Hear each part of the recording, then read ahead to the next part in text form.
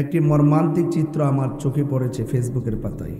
এখন এটি বাংলাদেশের একটি সর্বোচ্চ প্রচার নিউজ। প্রকাশ্য উসমান হাদি নামে একজন ভাইকে গুলি করেছে, গুলিটা কানের গোড়া দিয়ে লেগেছে। সে এখন অত্যন্ত সংকটাপন্ন অবস্থায় হসপিটালে।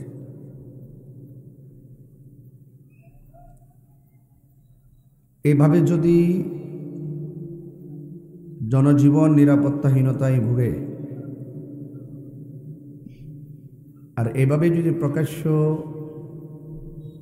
যে কোনো রাজনৈতিক শত্রুতা হোক কিংবা মতাদর্শের ভিন্নতা হোক, যে কোনো ভিন্নতা হলেই কি একটা মানুষকে গুলি করা যায়? বিগত কিছুদিন আগে দেখেছেন মসজিদের ইমাম সাহেব আল্লামা রইসউদ্দিনকে প্রকাশ্যে মেরে মেরে হত্যা করেছে। এগুলোকে মেনে নেওয়া যায়?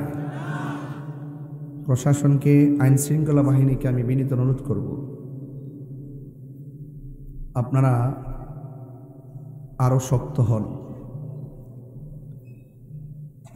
আমি অত্যন্ত তীব্র নিন্দা জানাই এবং আমি রাষ্ট্রযন্ত্রের কাছে উদাত্ত আহ্বান জানাবো, যারা এই ঘটনার সাথে জড়িত সুষ্ঠু তদন্ত সাপেক্ষে তাদেরকে দৃষ্টান্তমূলক আইনের আওতায় আনতে হবে এবং দৃষ্টান্তমূলক শাস্তি দিতে হবে। নিরাপত্তা তো দেখছি না, দৈনিক কত হুমকি, কত দামকি, কত কথা বলছে, আমাদেরকেও বলছে। এই জন্য আমি আবারও বাংলাদেশের মানুষকে একটা মেসেজ দিতে চাই, মান হাফারা হুফিরা। কাউকে গর্তে ফেলে মারার পরিকল্পনা করলে একদিন কিন্তু আল্লাহ আপনাকে সেই গর্তে ফেলে দিবে।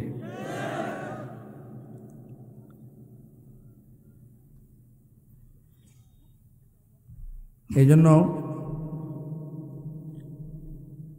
আমি অত্যন্ত মর্মাহত, চিন্তিত।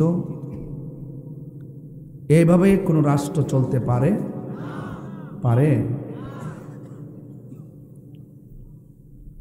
আমরা দেশে একটা অভ্যাস আছে, একটা খুন হলেই তদন্তের আগেই এরে টেক দে, ওরে টেক দে, দেওয়ার পরে প্রকৃত খুনিরা এই সুযোগে খুন করে পার পেয়ে যায়, আর বিভিন্ন এরে দোষে হেরে দোষে নিজেরাই শেষ পর্যন্ত কি হয়? প্রকৃত অপরাধী গোপন হয়ে যায়। কথা বলেন ঠিক না বেঠিক? প্রশাসনকে বলছি, আবারও বলছি, আপনারা শক্ত হন। রাষ্ট্রযন্ত্রের মানুষ এখন অত্যন্ত চিন্তিত, শঙ্কিত। গতকাল তফসিল ঘোষণা হয়েছে, এরপরের দিন এমন একটি ঘটনা জনজীবনে যথেষ্ট কিন্তু অনিরাপদে ফেলে দিয়েছে। কথা বলেন ঠিক কিনা বলেন?